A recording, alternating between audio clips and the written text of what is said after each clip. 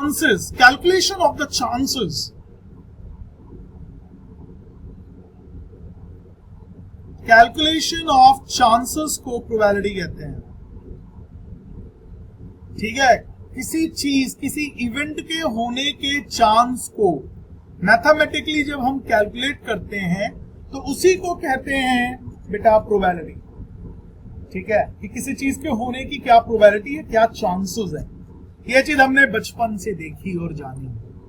कुछ फैक्ट्स हमको मालूम है, जैसे किसी भी प्रोबेबिलिटी, पी मतलब प्रोबेबिलिटी निकालना, किसी भी इवेंट के प्रोबेबिलिटी का निकालने का फॉर्मूला होता है फेवरेबल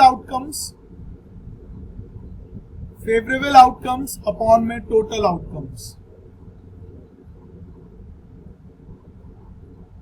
ये बेसिक फॉर्मूला होता है दोस्तों, हमको मालूम है।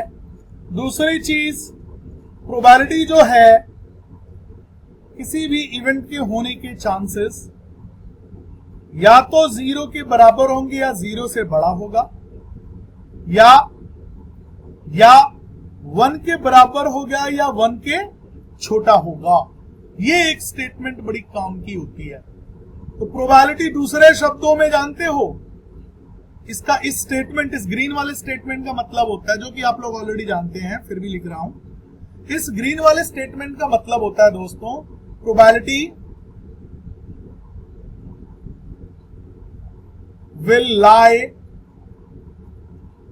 between 0 and 1, inclusive of 0 and 1, inclusive of 0 and 1,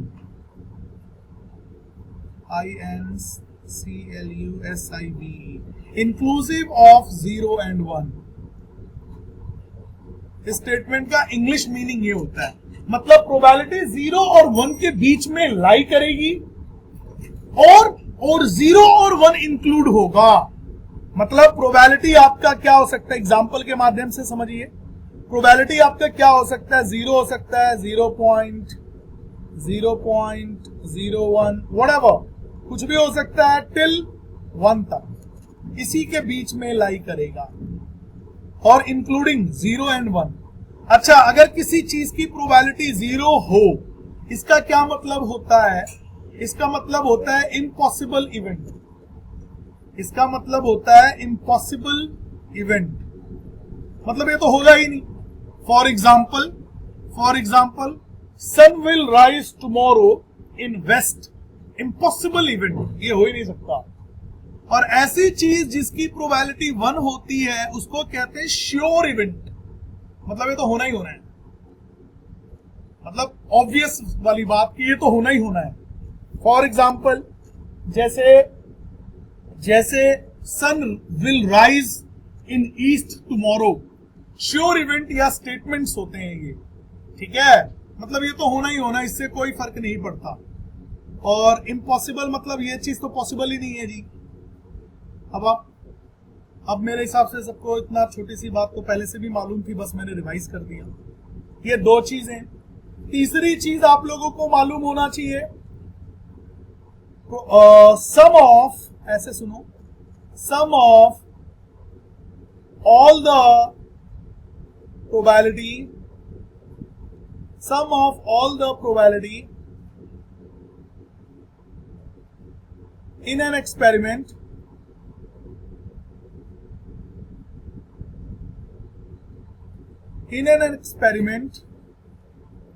is equals to 1। तो सारे प्रोबेबिलिटियों का सम 1 होता है, ये भी आप लोगों को मालूम है। यस और नो, यहां तक कोई डाउट है क्या? एनीवन? ये सब तो पहले से भी मालूम था ना, यहां तक? Yes sir. Very good, very good. ये सब हमको पहले से भी मालूम था और दोबारा एक बार देख लिया। मजे की बात देखो, जब 11th में प्रोबेबिलिटी दोबारा पढ़ोगे ना, तो फिर से 12th में भी, इनफैक्ट 12th का लो, जब दोबारा प्रोबेबिलिटी पढ़ोगे ना, तो फिर से टीचर यही बातें दोबारा लिख रहा होगा। जितनी बार पढ़ते हैं उतनी बार बताना पड़ता है। अच्छा, इसके अलावा दोस्तों एक और बेसिक फॉर्मूला है जो कि आपने 9th में सीखा होगा, कि probability of an event plus probability of not an event, ये बार को नॉट इवेंट कहते हैं, इज इक्वल्स टू 1। अब इसका क्या मीनिंग है? इस चीज का मीनिंग समझने के लिए जरा ध्यान से देखिएगा।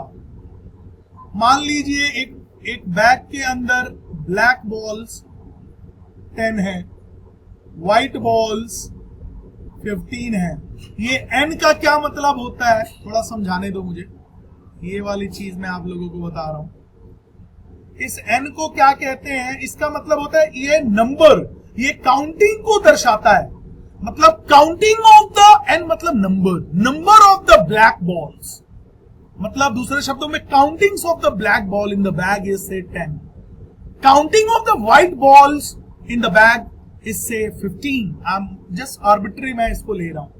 n ऑफ टॉट, टॉट का मतलब हो गया टोटल, टोटल कितना हो गया जी? 25।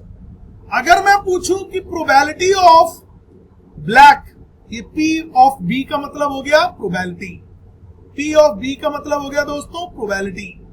अब प्रोबेबिलिटी ऑफ ब्लैक का क्या मतलब हो गया कि इसका मतलब हो गया कि ब्लैक अपॉन में टोटल कितना था? 25। ये आ गया आपका प्रोबेबिलिटी ऑफ ब्लैक। अगर मैं बोलूं कि प्रोबेबिलिटी ऑफ नॉट ब्लैक क्या होगा, तो नॉट ब्लैक बेसिकली कितना है बच्चों? 15 अपॉन में 25, यही है ना। लेकिन मजे की बात बताऊं, अगर इस फॉर्मूले की वैलिडेशन को और इस फॉर्मूले की ऑथेंटिसिटी को अगर आप चेक करना चाहते हैं कि क्या वाकई, अगर ये देखो ना भाई, ब्लैक बोलूं तो ये आएगा, नॉट ब्लैक बोलूं तो बेसिकली व्हाइट को ही तो नॉट ब्लैक बोलेंगे ना, जो बच गया वो ये होगा। अगर इसकी ऑथेंटिसिटी को अगर मैं चेक करना चाहता हूं तो मैं यहां पे चेक कर लेता हूं। तो probability of black plus probability of not black equals to what? Expect कर रहे हैं कि हमारा आंसर 1 आएगा। आइए डाल के देखते हैं। प्रोबेबिलिटी ऑफ ब्लैक हो गया this much plus probability of not black so called white इस सिचुएशन में दिस मच। अब इसको जरा मैं सॉल्व करता हूं, 25 हो जाएगा, ये 10 प्लस 15 हो जाएगा, तो बेसिकली 25/25। इसका मतलब 1 आ रहा है। इसका मतलब ये फॉर्मूला चेक आउट कर रहा है। This formula is absolutely correct and verifiable. ठीक है, तो ये चीज आप लोगों ने 9th में सीखी थी, कुछ बच्चों ने सीखी थी, कुछ बच्चों ने नहीं सीखी थी, और कुछ बच्चे बोलेंगे सर जी 9th वो क्या होता है? उस साल तो हमारा कोविड चल रहा था। ऐसा मत करना यार। लाइफ में आपके बच्चे अगर कोई चीज पूछेंगे और आप बोलोगे अरे उस वक्त तो हमने पढ़ाई नहीं की थी, कोविड चल रहा था, ये वाली अपनी हर नाकामियां कोविड पे मत थोप देना। ठीक है, अगर जिसको नहीं मालूम है थोड़ा थोड़ा मालूम चल गया होगा कि एग्जैक्टली ये है क्या। Anyone having doubt? ऐसी कोई चीज हमने अभी पढ़ी नहीं है कि जो आउट ऑफ द ब्लू हो और जो आपको ऑलरेडी ना पता हो। ये सब बार बार बताना पड़ता है। जब कभी भी आप प्रोबेबिलिटी पढ़ेंगे हमेशा आपको ये मालूम होना चाहिए। चलिए दोस्तों, ये तो हो गया आपकी प्रोबेबिलिटी का कुछ बेसिक फंडेज आप लोगों को बता दिए। आगे जो आपके कोर्स में किन किन चीजों का है, सैंपल स्पेसेस का मतलब होता है टोटल नंबर ऑफ सिचुएशंस और चांस, क्या बोलते हैं उसको, टोटल नंबर ऑफ चांसेस कह लो, टोटल नंबर ऑफ इवेंट्स कह लो किसी चीज से रिलेटेड, उसको कहते हैं सैंपल स्पेसेस। ठीक है, इसमें आप किन किन ऑब्जेक्टों की सैंपल स्पेसेस आप देखेंगे मेरे प्यारे प्यारे बच्चों? आप देखेंगे डाइस का, ठीक है, आप देखेंगे कॉइन का, ठीक है, और आप देखेंगे डेक ऑफ कार्ड्स का। ये आप देखेंगे। ठीक है, डाइस में कितने डाइस देखेंगे जी? 1 dice, 1 piece dice, 1 piece, 2 piece dice. ठीक है, 3 पीस नहीं है दोस्तों, क्योंकि अगर 3 पीस होता तो आप मान लीजिए 36 into 6 216 number of sample spaces बनाना पड़ता। ठीक है, कॉइन में आप लोग करेंगे 1 coin toss, 1 coin, 1 piece, 1 minute यार, 1 पीस, 2 पीस एंड 3 पीस।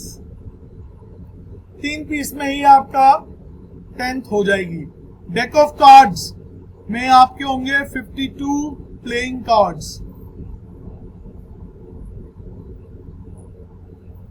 इसी के बारे में आप लोग, इसी के सैंपल स्पेसेस पे बेस्ड क्वेश्चंस होंगे।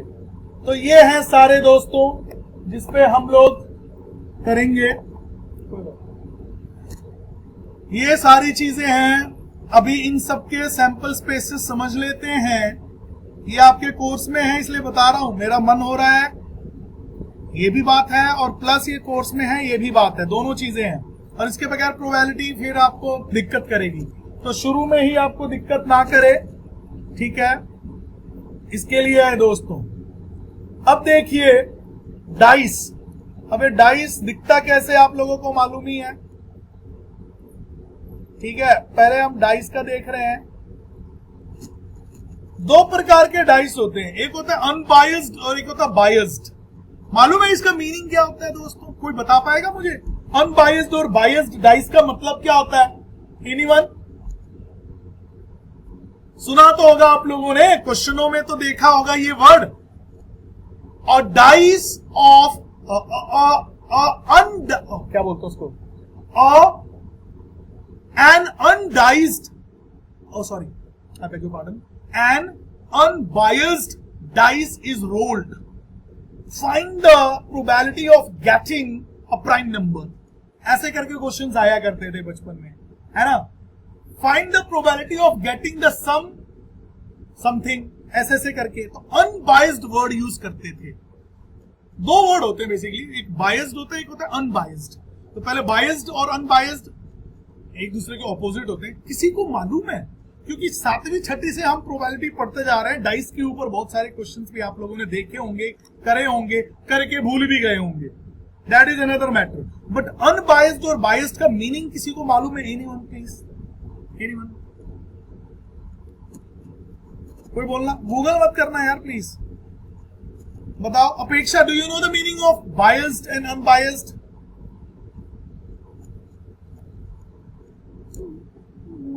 नो?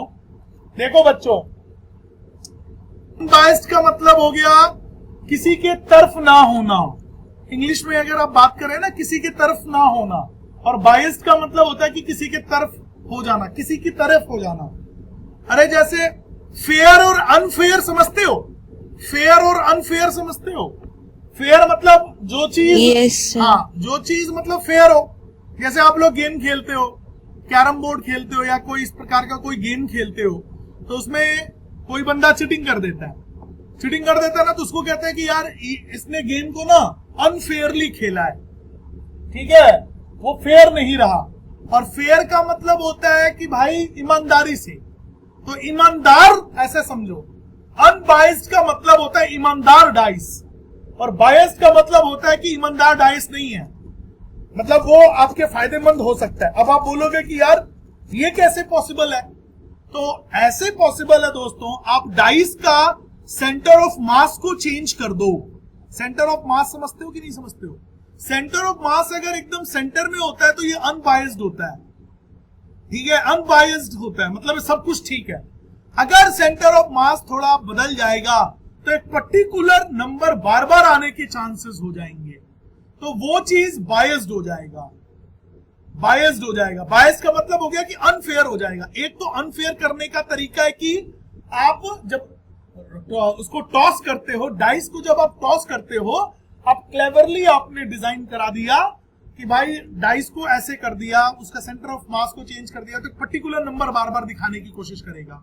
मतलब 10 में से 6 8 बार आ रहा है और बाकी नंबर 2 बार आ रहा है, thanks to centre of mass, ठीक है। तो और दूसरे जो होते हैं उसके चांसेस अलग हैं, मतलब वो अनबायस्ड में आ गया जिसका सेंटर ऑफ मास बीच में है। एक तो तरीका ये है अनबायस्ड और बायस्ड का समझने का। दूसरा ये हो सकता है कि इसके कॉर्नर्स जो है ना, ये जो कॉर्नर्स हैं ऐसे कटे हो कि ढंग से कोई 2 कटा हो बाकी ना कटा हो, इस प्रकार का। तो रोल आउट करने में डाइस किसी नंबर को फेवर करने लगे तो उसको भी हम बोलेंगे बायस्ड, मतलब ये अनफेयर कर रहा है। बायस्ड का मतलब होता है अनफेयर, मतलब ये ईमानदार नहीं है, और अनबायस्ड का मतलब होता है फेयर, मतलब ये ईमानदार डाइस है। आप समझ में आया, ईमानदार और बेईमान डाइस। जब कभी भी आपका क्वेश्चन जब कभी भी आपका क्वेश्चन लिखा होता है ना कि भाई N unbiased dice is rolled, इसका मतलब भाई ईमानदार डाइस है, मतलब डाइस को भी नहीं मालूम कि कौन सा नंबर आने वाला है, तो उसको बोलते हैं फेयर डाइस या अनबायस्ड डाइस। बायस्ड का मतलब हो गया कि एक पर्टिकुलर डाइस के रिस्पेक्ट में एक पर्टिकुलर नंबर को फेवर करना। ठीक है, तो आइए अब जरा बनाते हैं सैंपल स्पेसेस, डाइस के सैंपल स्पेसेस। तो यहाँ पे मैंने एक डाइस रखी है, यहाँ पे दो डाइस रखी है, तो दोनों का हम लोग यहाँ पे बनाने वाले हैं। देखिएगा,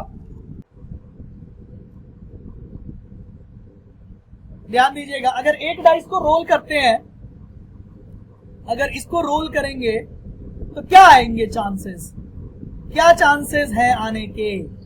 या तो 1 आएगा, या तो 2 आएगा, या तो 3 आएगा, 4 आ सकता है, 5 आ सकता है, 6 आ सकता है। इसके अलावा कुछ और आ सकता है क्या? हाँ या ना बोलो, कुछ यही आएगा। अरे एक डाइस को कैसे भी एक अनबायस्ड डाइस, मतलब एक फेयर डाइस को अगर फेंकोगे तो यही आएगा, इसके अलावा कुछ और आ ही नहीं सकता। एक चीज और याद रखिएगा, सैंपल स्पेसेस को हमेशा इस कर्ली ब्रैकेट्स में रखा जाता है। ये मैथ्स की कन्वेंशन है, सदियों से इस चीज को फॉलो किया जा रहा है। दुनिया में किसी भी चीज का अगर आप लोग सैंपल स्पेस लिखते हैं तो हमेशा कर्ली ब्रैकेट्स में लिखिए, आप ऐसे नहीं लिखेंगे। अब आप बोलोगे ऐसे लिखेंगे गलत हो जाएगा क्या? बात गलत और सही की नहीं है, बात है कन्वेंशन की, कि मैथमेटिकल कन्वेंशन है कि भाई यूज करते हैं, ठीक है, और कन्वेंशन का कोई लॉजिक नहीं होता, बस चला जा रहा है, चला आ रहा है, सदियों से चला आ रहा है। जब से प्रोबेबिलिटी हम लोग पढ़ रहे हैं मैथ्स में या अध्ययन कर रहे हैं, स्टडी कर रहे हैं, तब से इसी में आ रहा है, इसका कोई लॉजिक नहीं है। ठीक है, टीचर नंबर काट देगा क्या अगर ये वाला नहीं डालेंगे? तो मैं बोलूंगा बिल्कुल नहीं काटेगा, बट बात वही हो जाती है ना, अब पैंट को नीचे पहनते हैं और शर्ट को ऊपर, उल्टा नहीं पहनते हैं, पहना जा सकता है। हाँ, अगर शर्ट की थोड़ी डिजाइन में चेंज कर दिया जाए तो नीचे पहन लो, ऊपर पैंट पहन लो, कुछ अजीब से कार्टून जैसे दिखोगे, लेकिन पहना जा सकता है क्या? बिल्कुल पहना जा सकता है। पहनना चाहिए क्या? नहीं। तो ये रूल किसने बनाया? कन्वेंशन है जी, सदियों से चला आ रहा है। पैंट को पैरों में पहनते हैं, शर्ट को अपने अपर पार्ट में पहनते हैं, तो वो वाली बात है। ठीक है, कन्वेंशन है। अब बात करते हैं दोस्तों 2 डाइस, अगर 2 डाइसेस को एक साथ फेंकते हैं तो क्या होता है? अगर 2 डाइसेस को फेंकते हैं तो क्या क्या चांसेस होने के होते हैं? आइए इनको भी देख लेते हैं, फिर कुछ इंटरेस्टिंग फैक्ट बताएंगे आपको डाइस के बारे में। अगर 2 डाइसों को रोल किया जाए तो देखिए क्या क्या पॉसिबिलिटी है। ये कई बच्चों को, 99% बच्चों को मालूम होगा। ठीक है, अगर 2 डाइस फेंका जाएगा तो दोनों में 1-1 आ सकता है, दोनों में 1-1, ये 11 नहीं है, 1-1 है, बात को समझिएगा। 1-2 आ सकता है, 1-3 आ सकता है, 1-4 आ सकता है, 1-5 आ सकता है और 1-6 आ सकता है। सिमिलरली 2-1, 3-1, 4-1, 5-1, 6-1, ये पॉसिबिलिटीज होते हैं। 2-2, 2-3, 2-4, 2-5, 2-6, 3-2, 3-3, 3-4, 3-5, 3-6, 4-2, 4-4,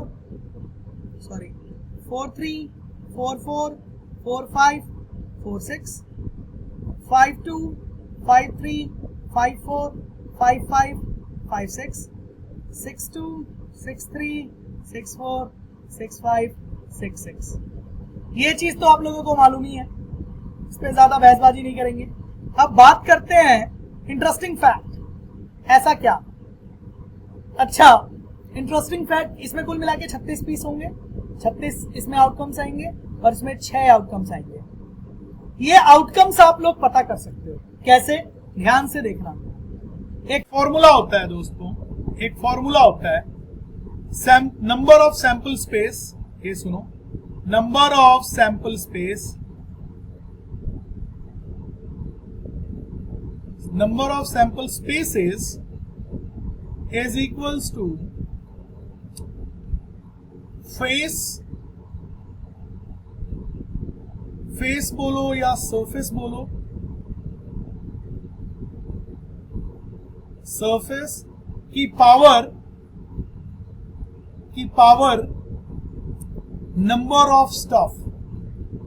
नंबर ऑफ दैट स्टफ। अब इस फॉर्मूले को जरा समझने की कोशिश करते हैं। ये फॉर्मूला आप लोगों को कैसे मालूम चलेगा, जरा इसको समझने की कोशिश करते हैं। ध्यान देना जरा एक सेकंड के लिए। यहां पे इस स्लाइड को देखो, यहां पे क्या था, यहां पे एक स्लाइड था। अच्छा, ये एक डाइस है। एक डाइस पे कितने फेस होते हैं, कोई भी बोलो। क्यूब ही तो है, ये क्यूब है ना। एक क्यूब पे कितने फेस होते हैं एवरीवन? 6 फेस होते हैं। 6 फेस होते हैं। तो ये रहा 6 फेस। पहले में मैंने एक डाइस लिया था ना, ये 1 डाइस है, एक डाइस की शक्ल बनाई है। ये आ गया नंबर ऑफ दैट स्टफ। तो डाइस मैंने लिया है, डाइस 6 लिया। डाइस का फेस जो हो गया, यहां पे लिख देता हूं 6 फेसेस का नंबर ऑफ स्टफ। अगर मैंने 1 डाइस लिया है, तो इसको सॉल्व कर देता हूं तो क्या हो जाएगा, 6 की पावर 1 विच इज 6। तो भाई 1 डाइस का 6 सैंपल स्पेस होगा, जो कि आप लोग देख पा रहे हैं। 1 2 3 4 5 6। यही चीज अगर मैं 2 डाइस पे अप्लाई करूं तो देखो, फेस तो वही है, नंबर ऑफ स्टफ 2 हो जाएगा। तो कितना हो जाएगा बच्चों, 6 into 6 विच इज 36।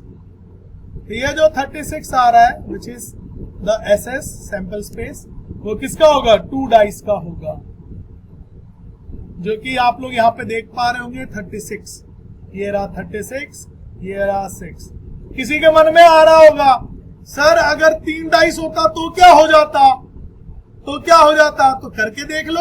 6 फेस होते हैं और 3 डाइस लगा दो, तो 6 into 6 into 6 कितना हो गया, 36 into 6 16 सैंपल स्पेसेस होते। अब आप लोगों को मालूम चल रहा होगा कि हम 3 डाइस की सैंपल स्पेसेस क्यों नहीं बनाते हैं।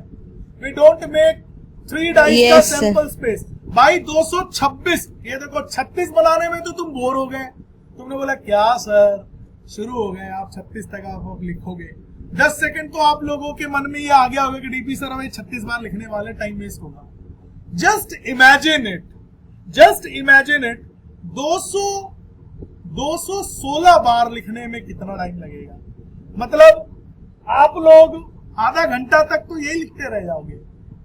ठीक है, किसी को आइडिया दो कैसे लिखा जाएगा ये? ऐसे पहले पे 1 1 और 1 आ सकता है, दूसरे पे 1 1 और 2 आ सकता है, तीसरे पे 1 1 3 आ सकता है, 1 1 4 आ सकता है, 1 1 5 आ सकता है, 1 1 6 आ सकता है।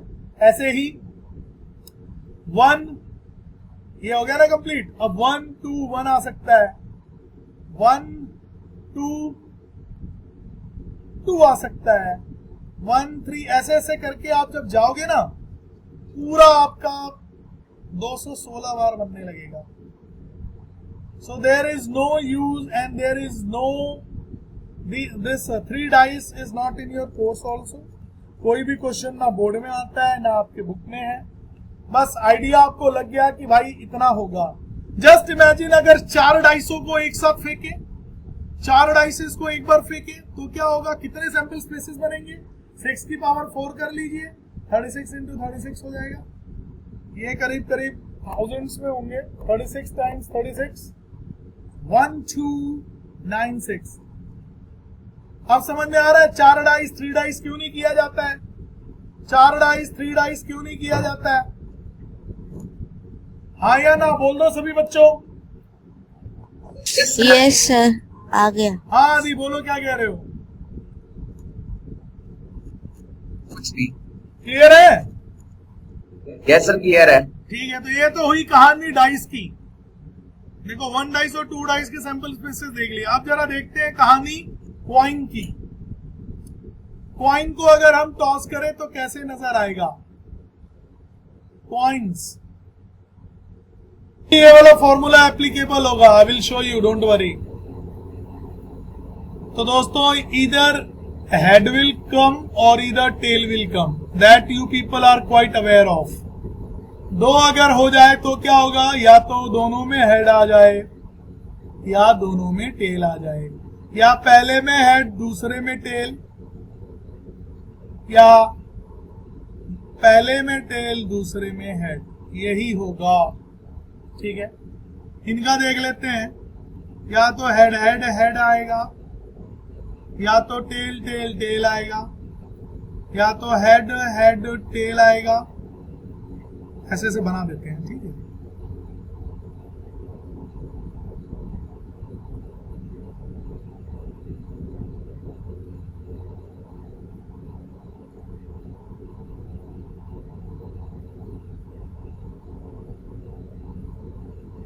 कुल मिला के 8 बनेंगे इसमें, 2 4 6 8, ऐसे होगा दोस्तों। ये आपके सिंबल्स हो गए, ये सब आपको आना चाहिए, इस पे बेस्ड क्वेश्चंस हैं दोस्तों, these are like super important. तो ये होंगे, इसके अलावा और कुछ नहीं होगा। अब मैंने बोला था कि ये चीज भी एप्लीकेबल है, लेट मी शो। एक कॉइन के कितने फेस होते हैं? एक कॉइन के कितने फेस होते हैं? ज्ञानश्री, ज्ञानश्री को बोलने दो, कितने फेस होते हैं? 2 फेसेस, यस। तो यहाँ पे 2 फेसेस, कितने नंबर ऑफ कॉइन्स हैं? 1, तो ये हो गया 2, इसी वजह से 2 आया था ये। ठीक है, इसकी बात करते हैं। फेस तो 2 ही होता है, नंबर ऑफ कॉइन्स 2 हो गया, तो 2 into 2 आ गया 4, ये रहा आपका 4। फेसेस तो 2 ही होते हैं, 3 कॉइन है, ये आ गया 2 into 2 into 2 which is 8। ये फॉर्मूला बड़ा इंटरेस्टिंग है कि नहीं है दोस्तों? यस और नो बोलो। अनु क्लियर है ये चीज? ये फॉर्मूला कोई बहुत बड़ी बात नहीं है, सिंपल सी चीज है, यहां पर आप लोग देख पा रहे होंगे। किसी को 4 कॉइन भी अगर करना हो तो कर सकता है, कोई बहुत बड़ा मैथमेटिक्स नहीं होगा। 2 की पावर 4 करोगे तो 2 into 2 into 2 into 2 which is equals to 16, यहां तक बना भी सकते हो। लेकिन अगर बात आ जाएगी 5 की तो 32 हो जाएगा। 5 मत बनाना यार प्लीज, ठीक है, बहुत लेंदी होने लगता है। 4 तक भी आप लोग कर सकते हो, कोई बड़ी बात नहीं है। लेकिन कोर्स में 3 ही कॉइन में आपकी पूरी 10वीं हो जाएगी। ठीक है, तो चौथी अगर ना भी करो तो भी चलेगा। सबको क्लियर है? और किस किस बच्चे को ये वाला फॉर्मूला पहले से आता था, ईमानदारी से बताना। ये वाला फॉर्मूला जो मैंने येलो में शेड किया, किसको किसको मालूम था? माइक ऑन करके बोलो ईमानदारी से। किसी को नहीं मालूम था? किसी को नहीं मालूम था? महाराष्ट्र किड्स, किसी को भी नहीं मालूम था? दिल्ली वालों, दोस्तों 10th में डेक ऑफ कार्ड्स पे भर भर के क्वेश्चन आता है बोर्ड्स में, भर भर के क्वेश्चन आता है दोस्तों बोर्ड्स में 10th क्लास में, याद रखना। मतलब यूं समझो, सोल है, सोल समझते हो ना, आत्मा है आपके प्रोबेबिलिटी का डेक ऑफ कार्ड्स। डेक का मतलब होता है गड्डी, गड्डी समझते हो? सबसे अच्छी गड्डी मुझे जानते हो कौन सी लगती है? मुझे क्या, सबको लगती होगी, है 2000 के नोटों की गड्डी। वाह वाह वाह, मुझे याद ही नहीं है लास्ट टाइम मैंने कब देखी थी, देखने को भी दर्शन नहीं मिलते हैं। परी बताएगी, 2000 की एक गड्डी हो, डेक ऑफ गड्डी हो, जिसमें 100 नोट्स होते हैं, कितने पैसे हो जाएंगे?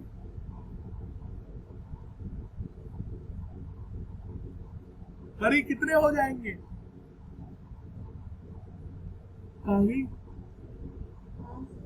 कितने हो जाएंगे बेटा? अ deck of 100,000 rupee note will have the value of how much money?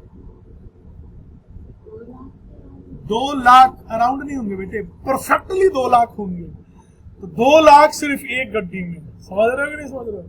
उतने में कार की डाउन पेमेंट हो जाती है। तो खैर, डेक का मतलब DECK, डेक का मतलब 2 मतलब होते हैं।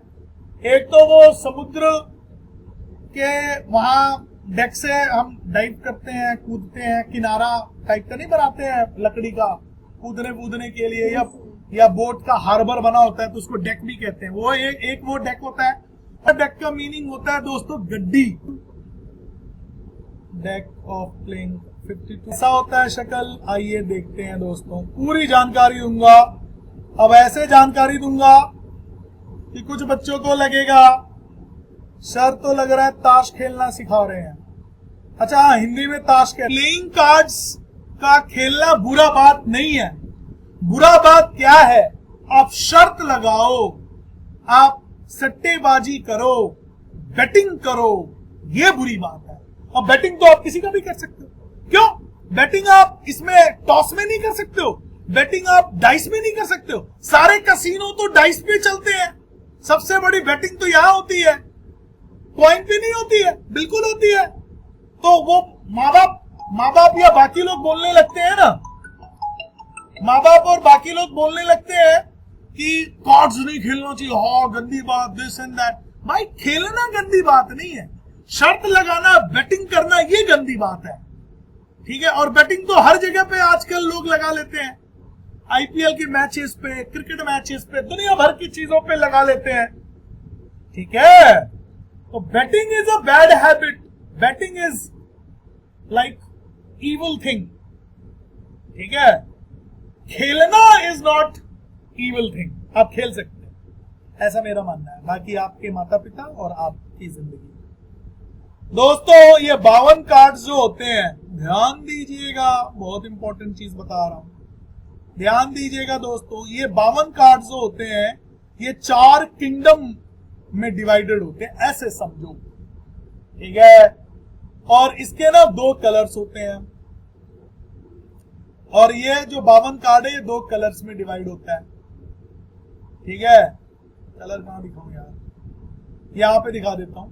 26 रेड में और 26 ब्लैक में। याद रखना, कार्ड के कलर्स 2 होते हैं, रेड एंड ब्लैक। 26 दूनी 52, ये 52 कार्ड्स होते हैं। ठीक है? यहां पे ध्यान दीजिएगा क्या क्या होता है। तो मैं इनके नाम लिख देता हूं। Club, club, spade, club, spade, diamond, और इसको बोलेंगे हार्ट्स। ये 4 आपके वो होते हैं, क्या बोलते हैं उसको, किंगडम, किंगडम की तरह होते हैं। और हर किंगडम में मेरे प्यारे प्यारे बच्चों 13 कार्ड्स होते हैं। 13 कार्ड्स, 13 कार्ड्स, 13 कार्ड्स, 13 कार्ड्स होते हैं। सबकी शक्लें जरा मैं वो कर देता हूं आप लोगों को ना। तो ये दोनों मिलके 26 कार्ड, 26 ब्लैक कार्ड्स बनाते हैं, मालूम चल गया होगा। और ये दोनों मिलके 26 रेड कार्ड बनाते हैं, मालूम चल गया होगा। अच्छा, हिंदी में क्लब को कहते हैं, बस बता दे रहा हूं जानकारी के लिए, ये इससे बुक आपके बोर्ड का कोई लेना देना नहीं है। हिंदी में क्लब को कहते हैं चिड़ी, चीड़ी, स्पेलिंग गलत हो सकती है। स्पेड को कहते हैं हुकुम, हुकुम, आई डोंट नो ऐसे लिखते हैं शायद। डायमंड को हिंदी में कहते हैं ईंट, ईंट। और हार्ट्स को हिंदी में कहते हैं पान, पान। ठीक है? मालूम होना चाहिए। हार्ट, ये सब में 13 कार्ड्स होते हैं। ये 13 लिखा हुआ है। अबे तेरे कार्ड में किंग होता है, क्वीन होती है, ध्यान से सुनना, किंग होता है, क्वीन होती है, जैक होता है, एस होता है। फिर नंबर कार्ड होते हैं 10, 9, 8, 7, 6, 5,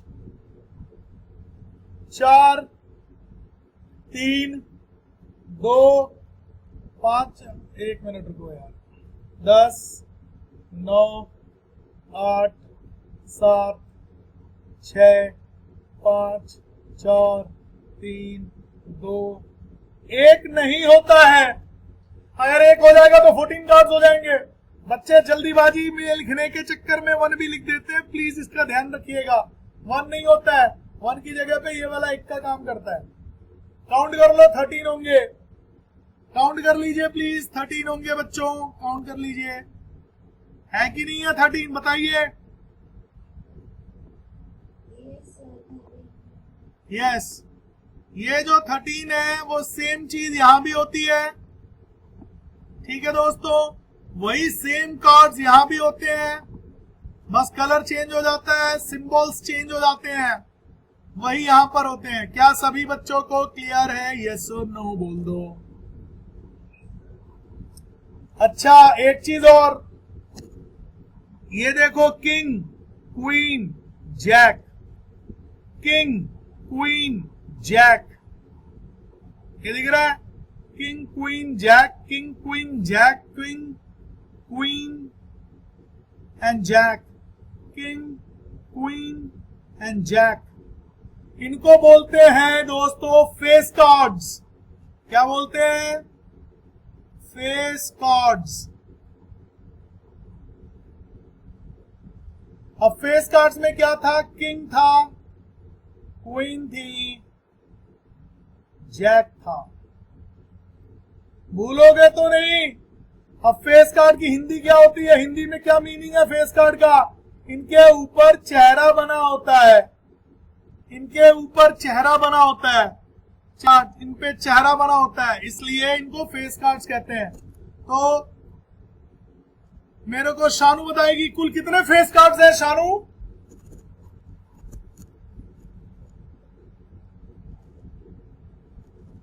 शानू कुल कितने फेस कार्ड हैं?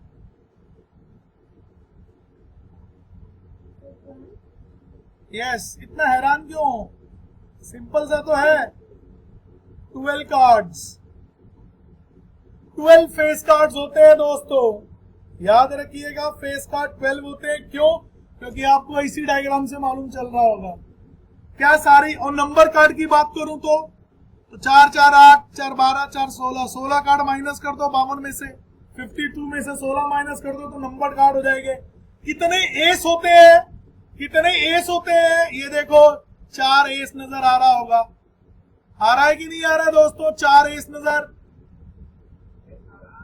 नंबर कार्ड, ये देखो, येलो में सारे नंबर कार्ड आ गए, ये नंबर कार्ड हो गए। इन्हीं पे क्वेश्चंस आते हैं। लेकिन आप ये क्वेश्चंस कब करोगे? जब आपको सैंपल स्पेसेस बनाने आते होंगे। सारी जानकारी दे दी आपको कार्ड्स के बारे में, सारी जानकारी दे दी दोस्तों आपको कार्ड्स के बारे में। फोटो भी दिखा दिया, अंदाजा लग गया होगा। 26 कार्ड्स ब्लैक, 26 कार्ड रेड। दोस्तों ये यहाँ पर हमारा डाइस, ये कार्ड का भी concept, sample spaces of the card भी खत्म हुआ। ये हमारा थर्ड पार्ट भी खत्म हुआ। ये मीटिंग अभी कुछ ही सेकंडों में एंड हो जाएगी। शाम को मिलते हैं दोस्तों 4:45 पे, 4:35 पे, 4:35 पे मिलते हैं बच्चों। Till then take care, God bless you, see you in the evening guys. अब क्वेश्चंस करेंगे इवनिंग में।